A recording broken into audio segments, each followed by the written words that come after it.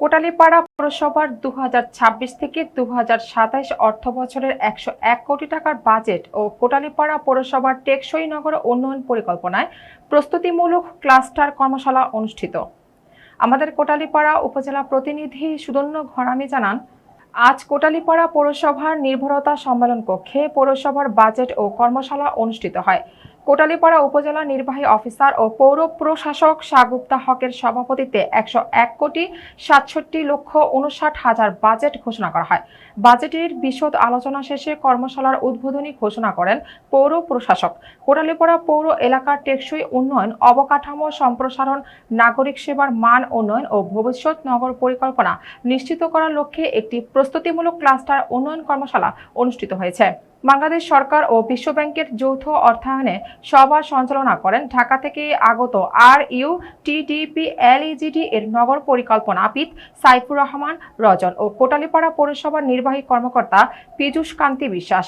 অন্যান্যদের মধ্যে আলোচনায় অংশগ্রহণ করেন কোটালীপাড়া উপজেলা বিএনপির সভাপতি SM মহিউদ্দিন, সাধারণ সম্পাদক আবুল বাসার হাওলাদার, পৌর বিএনপির সভাপতি ইউসুফ আলী দারিয়া, সাধারণ সম্পাদক ওয়ালিউর রহমান হাওলাদার।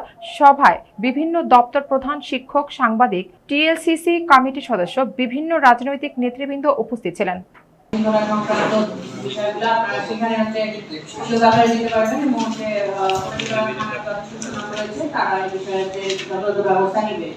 আর পৌরসভা হলো যে অবকাঠামোগত উন্নয়ন বা সরবরাহ ক্ষেত্রে যে উন্নয়নের বিষয়টা সেটা নিশ্চিত করে, যেমন হচ্ছে রাস্তাঘাট নির্মাণ বা স্ট্রিট লাইট দেওয়া, এই বিষয়গুলো।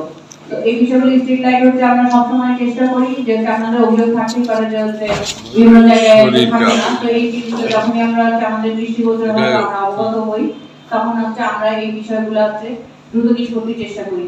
বা অনেক সময় থাকে যে গাছের ডালপালা অনেক বেশি সামনে আগায় আসছে, রাস্তার মধ্যে লাইট আছে কিন্তু যে লাইটের আলোটা হচ্ছে ঠিক মতো রাস্তায় আসতে পারতেছে না, এই জিনিসগুলো আমরা সমাধান করে থাকি, কোটালীপাড়া পৌরসভার সমাধান করে থাকি। সেই সাথে হচ্ছে রাস্তাঘাট এবং পরিষ্কার বা পানি সরবরাহ, এই বিষয়গুলো ক্ষেত্রে নাগরিক সেবা প্রদান করে থাকি। এবং এগুলোর ক্ষেত্রে আপনার যেটা প্রশ্ন ছিল যে RUTDP, LDC আর RP, এগুলো ইলাবোরেশন গুলো আসলে আমাদের প্রজেক্টের লোক আছে।